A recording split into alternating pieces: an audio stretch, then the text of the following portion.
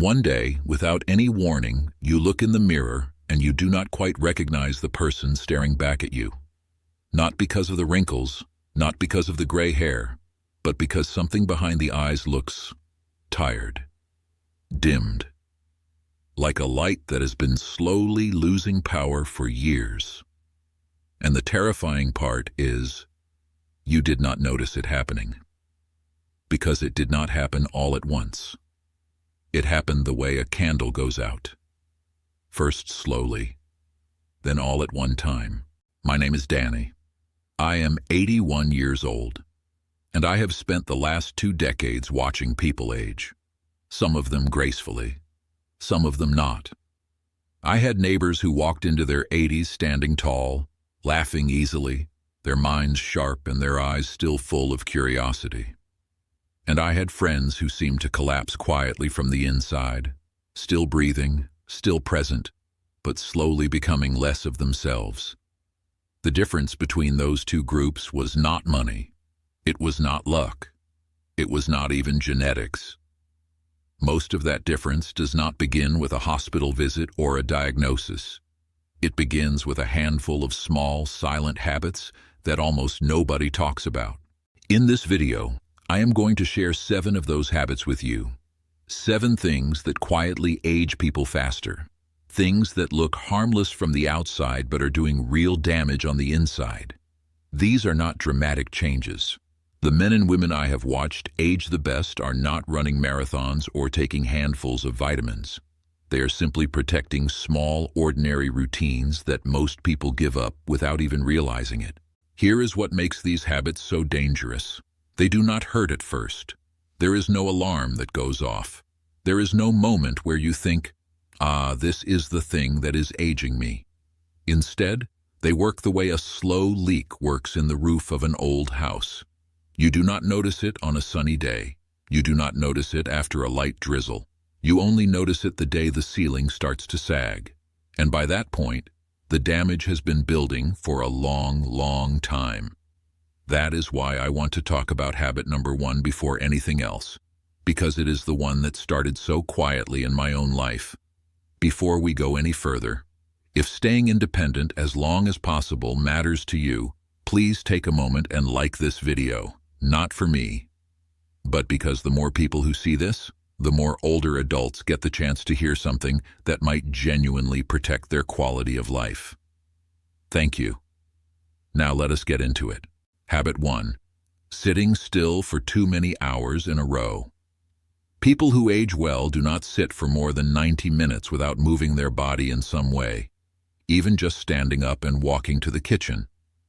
I am ashamed to admit this, but for about 3 years after I retired, I sat in my recliner from breakfast until lunch, and then again from after lunch until dinner. I told myself I had earned the rest. My friend Walter, 83 years old, still drives himself to the grocery store. He came to visit me one afternoon and I offered him my chair. He looked at it like I was offering him a punishment. He said, "Danny, I can't sit in that thing for more than 20 minutes without my body starting to complain." I laughed at him. My grandson noticed it before I did. He said, "Grandpa, you seem slower than last year." That landed hard. Researchers now know that long, unbroken periods of sitting reduce blood flow to the brain and accelerate stiffness in the joints and arteries. But emotionally, it does something deeper. It tells the brain that the body is finished, that it no longer needs to stay ready for anything. Every hour in that chair without movement was either protecting my rest or quietly teaching my body that it was done. The simplest thing I did was set a quiet timer on my watch for every hour. When it went off, I stood up, walked to the window, and looked outside for 2 minutes. That was it. That was the whole thing. If you skip this one, you are not just getting stiff. You are giving your body permission to stop fighting. Habit 2. Eating alone in silence every single meal. Healthy older adults protect the social part of eating. They make a point, at least a few times a week, of sharing a meal with another human being. After my wife passed, I ate every meal alone for almost a year. I told myself it was fine. I told myself I was handling things well. I ate canned soup standing over the sink most evenings. My neighbor Eleanor knocked on my door one Saturday with a pot of chicken stew. She sat across from me at my kitchen table, and I talked more in that 1 hour than I had talked in the previous 30 days. I had not realized how silent I had become until the silence was broken. Research tells us that chronic social isolation has physical effects on the body that are comparable to smoking 15 cigarettes a day. But emotionally, it does something deeper. It slowly convinces a person that they do not matter anymore, that the world is moving on without them. Every quiet, solo meal was either just a meal, or it was quietly reinforcing the story that I was already alone. You do not need a crowd. You do not even need a friend nearby. A phone call during lunch. A meal at the counter of a small diner where you talk to the person next to you. One shared meal a week is a start. Silence at every table is a slow kind of disappearing. Habit 3. Stopping all new learning. People who age well keep feeding their brain something unfamiliar. A new skill, a new subject, a new question they have never thought about before. I stopped learning new things somewhere around 74. I thought I knew enough. I had lived a full life. My friend Margaret was 79, and she had just started learning to paint watercolors. I thought it was a little strange, honestly. I thought, what is the point at this age? Then I visited her and she showed me a painting of her backyard. It was rough and imperfect, and she was so proud of it that her hands shook slightly when she held it up. I felt something hollow in my chest that day. Something I recognized as envy. My doctor asked me at my next visit what I had been learning lately. I had no answer. Scientists who study the aging brain have found that learning new things, especially things that require both thought and physical coordination, like a craft or a language, actually builds new neural connections even in people in their 80s and 90s. But emotionally, it does something deeper. It keeps the brain in a state of forward motion, of becoming, rather than just remembering. Every day without something new was either a day of earned rest or a day my brain quietly stopped expecting tomorrow to be interesting. You do not have to go back to school. Pick up one thing you have been quietly curious about and spend 20 minutes with it today. A documentary, a library book on a subject you know nothing about, a YouTube tutorial on something you always wished you could do. If you stop being a student, your brain will slowly stop being curious. And a brain that has stopped being curious has already begun to say goodbye. Habit 4. Giving up on routine sleep. Times, people who age well treat their sleep schedule as something worth protecting. They go to bed and wake up at roughly the same time, even on weekends, even on holidays. I used to stay up until 1 in the morning watching television. Then I would sleep until 10. Then I would feel foggy until noon. I thought I was just getting older. I thought the fog was part of the deal. My son noticed that I had started repeating myself, asking the same question twice in a single conversation. I told him I was just tired. He looked at me with a worry in his eyes that I did not want to see. My doctor told me that my sleep pattern had no pattern at all. That was the first time I felt shame about something as ordinary as my bedtime. Researchers now know that irregular sleep schedules disrupt the brain's ability to clear out certain proteins during the night. Proteins that, when they build up, are connected to cognitive decline. But emotionally, it does something deeper. It robs the brain of its nightly maintenance, and what does not get maintained slowly falls apart.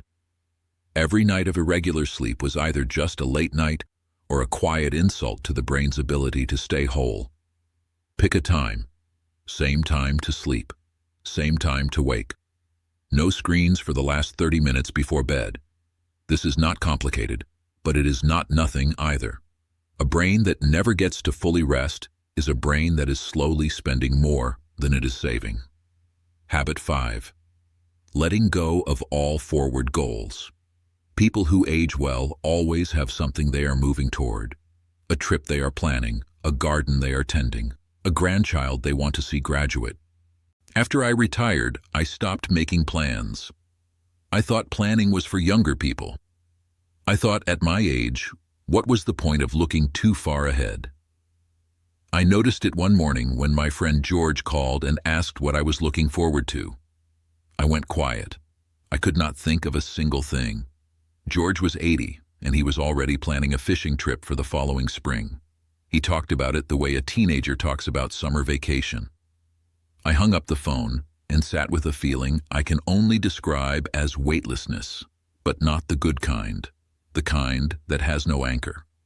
Research has found that older adults who maintain a sense of future orientation, a reason to look ahead, show slower cognitive and physical decline than those who stop planning. But emotionally, it does something deeper. It gives the mind a horizon to walk toward. Every morning without something to look forward to was either just a quiet day or a day the mind had no reason to keep itself sharp. It does not have to be grand. A book you pre-ordered, a dinner you are planning for a neighbor, a walk you want to take next Tuesday when the weather turns. Give yourself a horizon. Without one, you do not move forward. And a body that stops moving forward begins to move in only one direction. Habit 6. Avoiding doctors out of fear. People who age well face their health with open eyes. They do not stay home hoping nothing is wrong. For 2 years, I avoided going to my doctor because I was afraid of what he might find. I told myself that if I felt okay, I probably was okay. My neighbor's wife, Edna, noticed that I had started walking with a slight lean to my left side. She mentioned it gently one afternoon. I laughed it off. But that night, I could not sleep. I went to the doctor the following week. They found something early, something very treatable because it was caught early. I cried in the car afterward, not from sadness, from something closer to shame at how long I had waited. Medical professionals will tell you that the earlier almost any condition is found, the more options you have. But emotionally, it does something different. Avoidance is not peace. It is postponed fear. Every month I avoided that appointment was either a month of blissful ignorance or a month of quietly letting something grow that did not have to. Early action is not pessimism. It is the deepest form of self-respect. Schedule the appointment you have been putting off. Do it today, before this video is finished. Not because something is wrong, because you deserve to know. We have one more habit to go, and honestly, it may be the one that surprises you the most. Before we get there, please subscribe and turn on the notification bell. Because the next video I am putting out is about something that quietly affects almost every person over 70. And most of them never connect the dots until someone finally says it out loud. Habit 7. Stopping all acts of giving. People who age well keep finding ways to be useful, to give something, however small, to the people and world around them. There was a season in my mid-70s where I quietly stopped giving. I stopped bringing food to neighbors. I stopped volunteering at my church. I told myself I was too tired. I told myself others could do it now.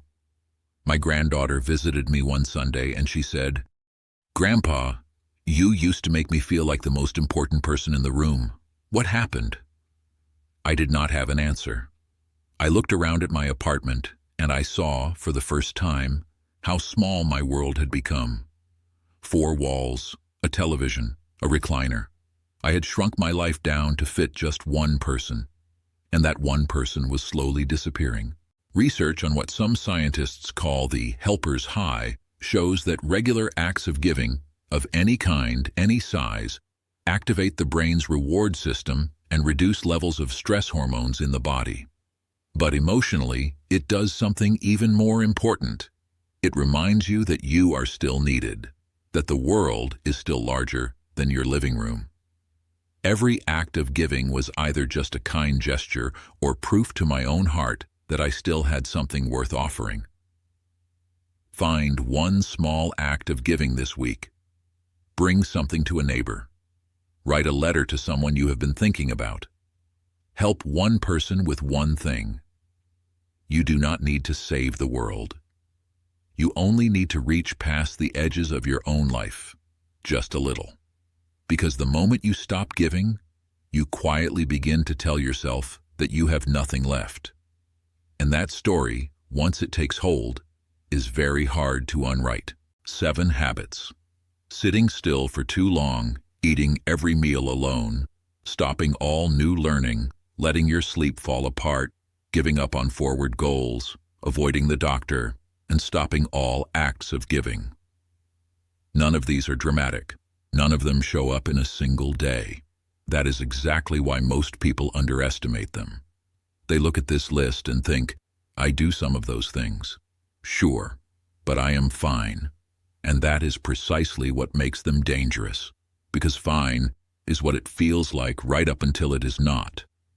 The people I have watched age with the most grace did not do extraordinary things.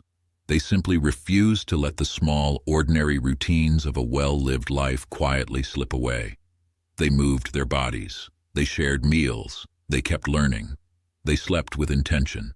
They looked forward to something. They faced their health with honesty. And they kept giving, even when life gave them every reason to stop. I am Danny. I have made every one of these mistakes at some point in my life, and I am here, at 81, still learning how to do this better. If even one of these habits makes you pause today, that pause is enough. Take it somewhere. I will see you in the next video.